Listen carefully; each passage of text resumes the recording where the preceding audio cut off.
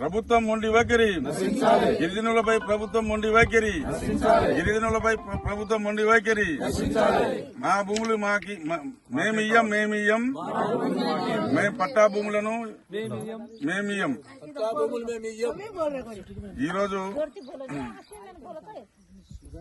మేము 5వ రోజు నిరాహార దీక్ష చేస్తున్నందుకు మాకు కల్వనికే మా గిరిజన రాష్ట్ర అధ్యక్షులు శివలాల్ సేన అధ్యక్షులు రాంబాబు నాయక్ మరియు శివలాల్ సేన మహిళా అధ్యక్షురాలు శాంతిబాయి, మరి భీమ్లాల్ నాయక్, మరి లక్పతి నాయక్, మరి రవి నాయక్, రమేష్ నాయక్, గణేష్ నాయక్, వీళ్ళందరూ మా శిబిరానికి వచ్చినందుకు ముందుగా వాళ్ళందరికీ ధన్యవాదాలు. మేము గత 10 సంవత్సరాల నుంచి ఈ భూమి గురించి పోరాడుతూనే ఉన్నాం. మా మీద గత ప్రభుత్వము మొండి వైఖరి వహించి వాళ్ళు ఏదైతే వెనుకాడుగు వేసినారో అప్పుడు మాకు సహకారంగా ఇప్పుడున్న కాంగ్రెస్ పార్టీ మంత్రులందరూ మాకు సపోర్ట్ గా ఉండడం జరిగింది. కాబట్టి అప్పుడు మేము ఎంతో ధైర్యంగా ఈ పోరాటానికి విజయవంతం చేసుకున్నాం. ఎందుకంటే ఇక్కడ మాకు ఈ గిరిజనులకు అంటే మాకు వేరే వృత్తి లేదు. అన్ని కులాలకు కుల వృత్తులు ఉంటాయి, కానీ మాకు లంబాడాలకు గిరిజనులకు అయిన మాకు ఈ భూమి వ్యవసాయమే మెయిన్ కుల వృత్తి.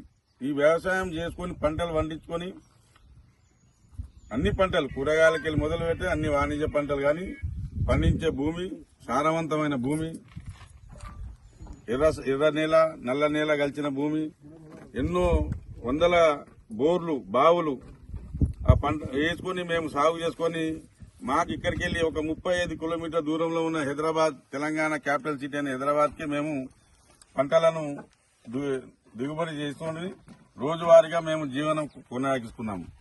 కానీ గత ప్రభుత్వంలో మాకు ఎన్నో విధంగా మేమే గిరిజనులు ఉంటే కూడా మా మీద ఎస్సీ ఎస్టీల కేసు పెట్టి మమ్మల్ని కోర్టుకు ఇడిచి మా మీద ఎన్నో దురాచారాలు చేసినారు పోలీసు వాళ్ళు, రెవెన్యూ వాళ్ళు అందరు కలిసి. అయితే ఈ మధ్యన ఈ ప్రభుత్వం ఏర్పడ్డ తర్వాత ఇక్కడికెళ్లి అంటే శ్రీశైలం హైవేకి సాగర్ హైవేకి మధ్యన గ్రీన్ ఫీల్డ్ రోడ్ అని 330 ఫీట్ రోడ్కు ఆ భూమిని వదలాలని మా మీద ఒత్తిడి చేస్తున్నారు. మేము మా భూమి మొత్తం ప్రొహిబిటెడ్ అంటే నిషేధ జాబితాలో మా భూమిని మొత్తం 330 ఎకరాలు మా 3 తండాలు కలిసిన భూమి 330 ఎకరాల భూమిని నిషేధ జాబితాలో పెట్టిర్రు.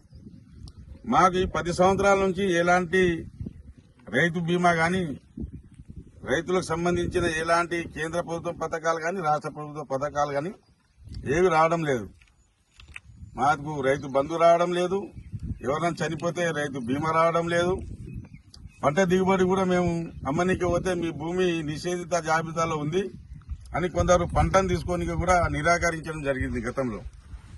తర్వాత కొంత ఒత్తిడి వల్ల పంటను తీసుకోవడం జరిగింది, కానీ ఈ నిషేధిత జాబితాకి వెళ్లి తొలగించడం లేదు. మాకు చాలా ఇబ్బందిగా ఉంటే ఇప్పుడున్న ప్రభుత్వ పెద్దలు సహకారం చేసి ఈ భూమిని అంతా తిరిగి చూసి మేము వచ్చిన ప్రభుత్వం వచ్చిన వెంటనే ఈ నిషేధిత జాబితా నుండి మీ భూమిని తొలగించి మీ భూమికి ఆన్లైన్ చేసి మీకు అన్ని సహకారాలు చేస్తామని ఇప్పుడున్న మంత్రుల్లో ఉప ముఖ్యమంత్రి బట్టి విక్రమార్క గారు, మన సీతక్క గారు, మినిస్టర్ కోమటిరెడ్డి వెంకటరెడ్డి గారు, మరియు మా 2-3 ఎమ్మెల్యేలు మా మల్రెడ్డి రంగారెడ్డి గారు, మళ్ళీ ఇక్కడ ఉత్తమ్ కుమార్ రెడ్డి, జీవన్ రెడ్డి గారు, మన మా ఎల్ఎక్పిఎస్ మరియు ఇప్పుడు మా ఆదివాసీ నాయకులు బెల్లయ్య నాయక్ గారు, మరి అద్దంకి దయాకర్ గారు, మరి రేవంత్ రెడ్డి తమ్ముడైన కొండల రెడ్డి గారు, వీళ్ళందరూ మా భూమిపై రావడం జరిగింది. మా భూమిని తిరిగి చూసి వర్షాలు పడినా బురదలో కూడా తిరిగి చూసి ఎట్టి పరిస్థితుల్లో మీ భూమిని మీకే పట్టాలు ఆన్లైన్ చేసి విడిచిపెడతామని చెప్పడం జరిగింది.